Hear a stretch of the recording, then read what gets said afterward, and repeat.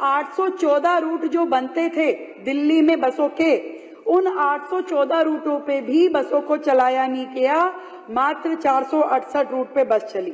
तो जब रूट ही नहीं चलेंगे तो कहां से राजस्व आपको मिलेगा?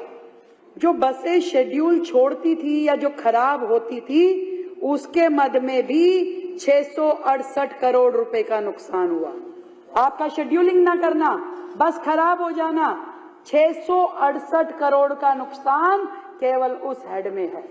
जो बसें 2015 में 4344 थी, वो 23 में आकर के केवल 3937 रह गई, उसमें भी कमी हो गई। जो नुकसान 60 करोड़ रुपए का है, वो 80 करोड़ पे आ चुका है। क्यों? ब्याज, इंटरेस्ट, सारी चीजें जुड़ के 80 करोड़ का वो, और ऑपरेशनल लॉस 14,000 का। आदरणीय अध्यक्ष जी, इस सीएजी की रिपोर्ट को मैं लगातार पढ़ रही थी और इसको पढ़ते हुए मुझे ये लगा कि जिस तरीके से डीटीसी और दिल्ली परिवहन का दुरुपयोग करते हुए, मिसमैनेज करते हुए, कुप्रबंधन के जरिए डीटीसी को बर्बाद कर दिया गया। एक ऐसी एजेंसी, दिल्ली सरकार का एक ऐसा मद जो ना केवल दिल्ली की जरूरतों को पूरा कर सकता था, बल्कि प्रॉफिट मेकिंग भी हो सकता था, ये एक आय का भी साधन हो सकता था, उसको आप इस तरीके से ले गए कि जिसमें केवल नुकसान ही नुकसान है। मतलब कि 60,471 करोड़ का नुकसान, जो कि कम्युलेटिव घाटा है, और ऑपरेशनल लॉस 14,198 करोड़। कितनी बुरी स्थिति में डीटीसी को ला दिया गया।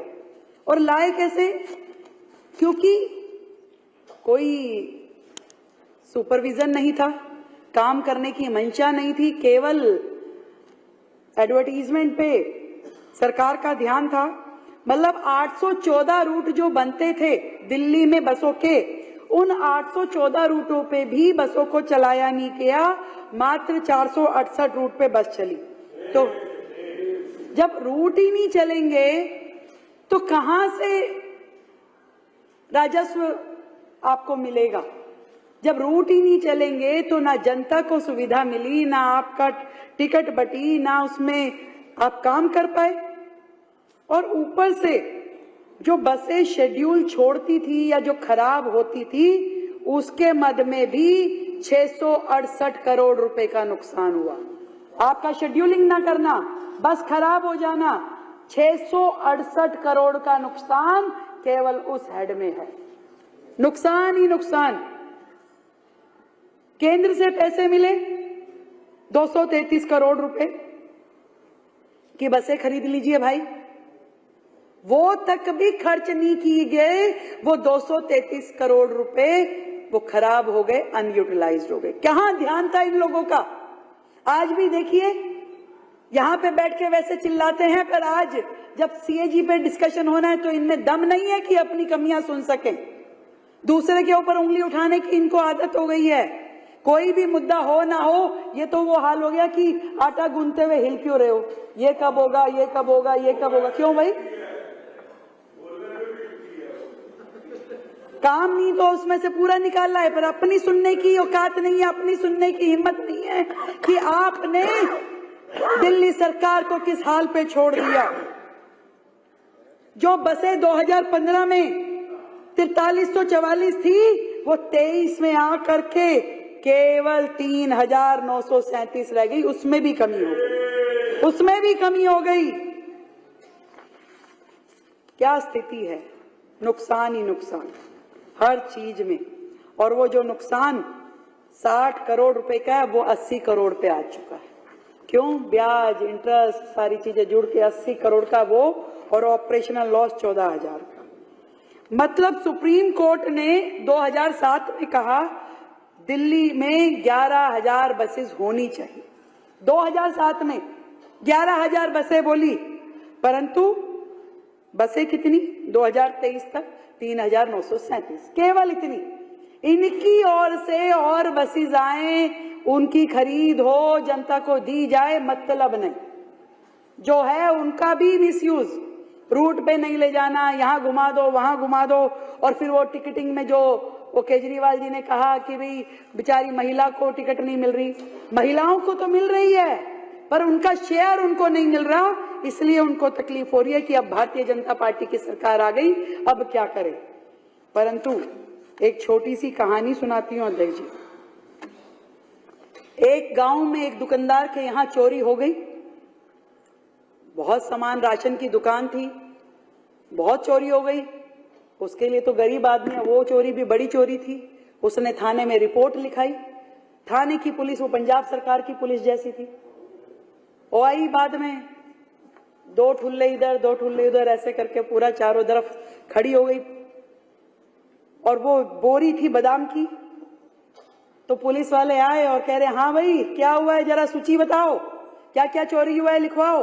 और ले मुट्ठी बादाम की और फिर मुंह में।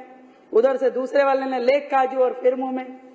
कह रहे सूची बनवाओ, सूची कितनी चोरी हुई है, आइटम लिखवाओ, कितने का सामान गया है।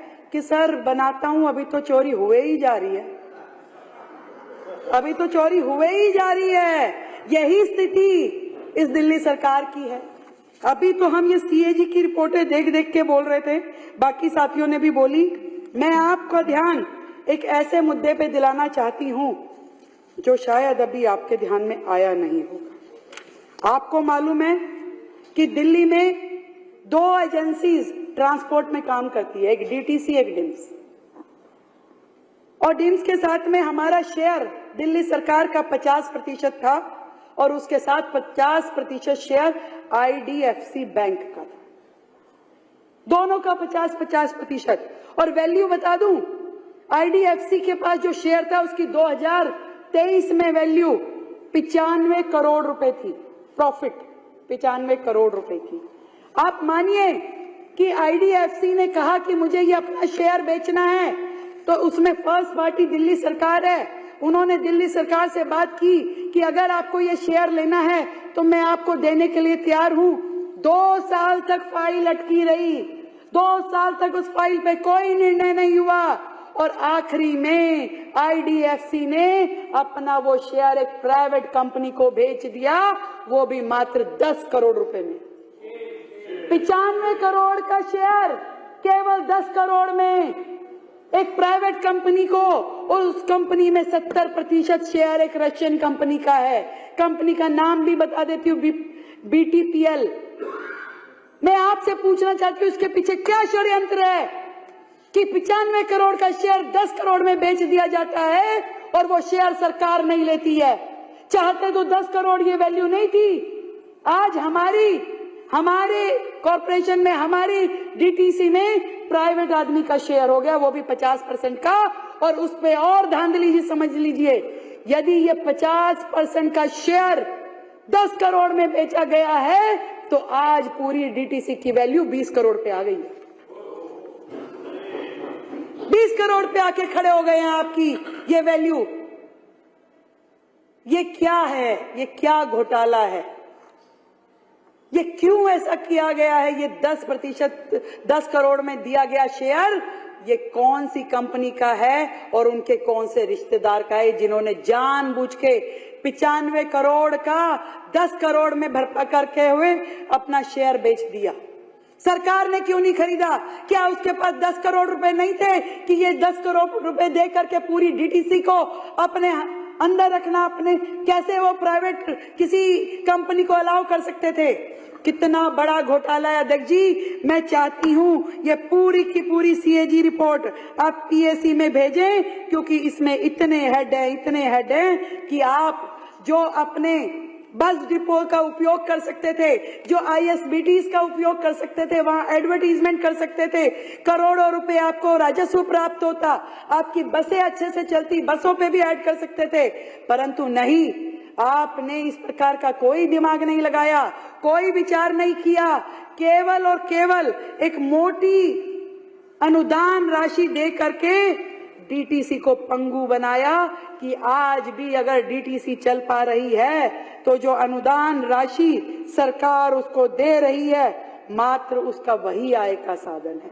वो लोग टिकट से नहीं कुछ कर रहे हैं, वो लोग तनख्वाह, इतनी बड़ी तनख्वाह, आज 4000 बस ड्राइवर बैठ करके सरकार उनको तनख्वाह दे रही है, उनके पास कोई काम नहीं, कोई काम नहीं है। जो बसेस रिटायर हो गई सीएनजी से, आज वो ड्राइवर आइडियल बैठे हैं, खाली बैठे हैं, उनके पास कोई काम नहीं है। 4000 ड्राइवर हैं जिनको तनख्वाह सरकार दे रही है, उनके सारे प्रिक्विजिट दे रही है। कैसे काम चलेगा, कैसे सरकार चलेगी? जिस तरीके से इन्होंने पूरी की पूरी सरकार के राजस्व में सेंध लगाई, जैसे कि वो डुबोने के लिए ही बैठे थे, जैसे कि उनका मन था कि कैसे हम पूरी सरकार को डुबो दें और ये सिस्टम, ये सरकार अब हमें चलाने के लिए दी गई। ये रूट की बात मैंने बताई, राजस्व की बात मैंने बताई, कर्मचारियों की जो हालात है वो मैंने बताई, पूरा कर्जे में डूबा हुआ डीटीसी, और आज भी इनकी बसेस में किसी प्रकार का कोई जीपीएस, कोई इनकी सुपरविजन, इस तरह का कोई सिस्टम नहीं है। अध्यक्ष जी, डीटीसी की जो हालत हो गई है, इसको देखते हुए और जो कोर्ट के दिशा निर्देश है उसको देखते हुए मैं इतनी बात कह सकती हूं कि इसको पूरी तरीके से रिवाइव करने की जरूरत है। फेम ने, केंद्र सरकार की एजेंसी ने 2 बार फेम 1 में और फेम 2 में 49 करोड़ की केंद्रीय सहायता दिल्ली को दी कि आप बसें खरीद लीजिए। उसके निमित्त भी इनसे बसें खरीदी नहीं गई। इसके पीछे क्या कारण है? या मुख्यमंत्री को दिल्ली के लिए समय नहीं था, इनकी मंशा नहीं थी, या इनकी मंशा में दोगलापन था कि जिससे ये अपने लिए काम कर सके और डीटीसी को बदनाम कर सके।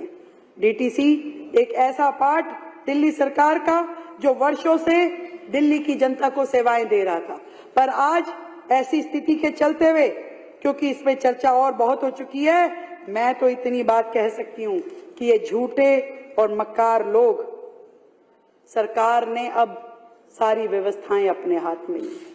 हम निश्चित रूप में डीटीसी को दोबारा से ऊर्जायमान करेंगे, एक्टिव करेंगे और एक ऐसी स्थिति में लेके आएंगे जहां लॉसेस नहीं, डीटीसी से रेवेन्यू भी क्रिएट होगा और जनता को पूरी सुविधाएं भी दी जाएगी।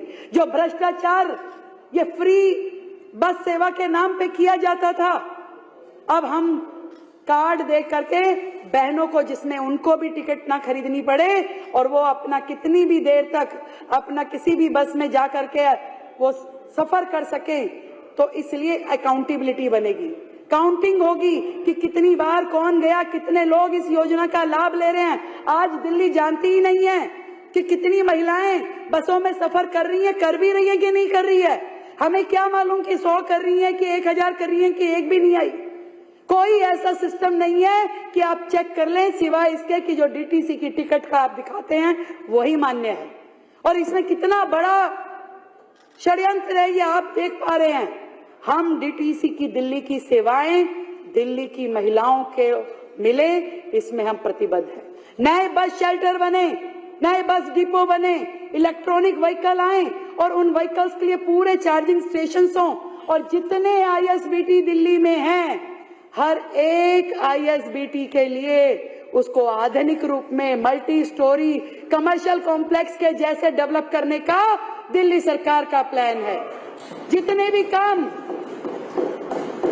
हम एक भी एजेंसी को गर्त में पड़े हुए नहीं देख सकते, कर्ज में डूबे हुए नहीं देख सकते। उसी में से साधन निकलेंगे कि जनता के साथ जो हमारी कमिटमेंट है वो भी पूरी हो और जो हमारी व्यवस्थाएं हैं वो भी सुदृढ़ हो।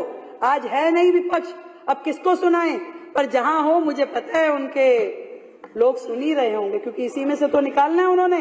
तो उनके लिए कहना चाहती हूं, आतिशी जी अपने कमरे में बैठ के आप सुन रही होंगी, मुझे सुन लीजिए। सच्चाई सफलता का द्वार होती है। सच्चाई सफलता का द्वार होती है, हर झूठ के सर पे कटार होती है, हर झूठ के सर पे कटार होती है। और संसार का इतिहास स्वयं है साक्षी कि अन्याय की आखिरी में हार होती है, अन्याय की आखिरी में हार होती है। अध्यक्ष जी, इस डीटीसी में जो घोटाले इनके द्वारा किए गए, इतने बड़े लॉस में डीटीसी आई, सरकार कर्जे में डूब गई। इसके कारण से हम चाहते हैं कि सीएजी को आप पीएसी में भेजें ताकि इन सब पे कानूनी कार्रवाई हो। बहुत बहुत धन्यवाद।